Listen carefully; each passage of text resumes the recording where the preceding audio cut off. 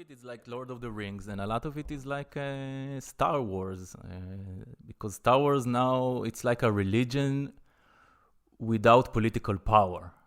There's lots of fan fiction, which is like the common people trying to find answers between the gap. They only had up until now, like 90s kids and 80s kids, only had like the original text, which is just 3 movies. Yeah. And from that, they build entire worlds and theories. And when the bigger ups, the higher ups, the high priests of Disney, now they need to make a new trilogy, they have like serious theological considerations. What is canon and what is not canon? Because there's a line of fan fiction. I don't know. I'm not really a Star Wars guy.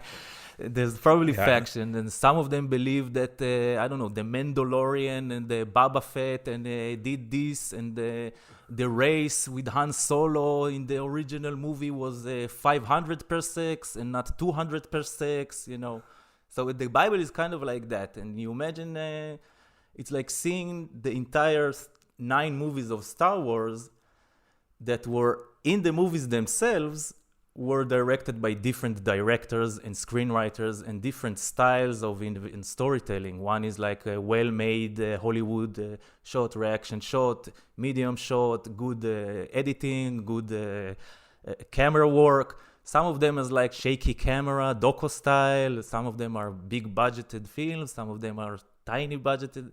So you need to look at it as like a library of many, many voices, sometimes even opposing voices, and sometimes even very petty, petty voices. I think that really kind of boils down how religions change. I mean, Christianity, Judaism, and Islam, in a way, they all come from a certain source.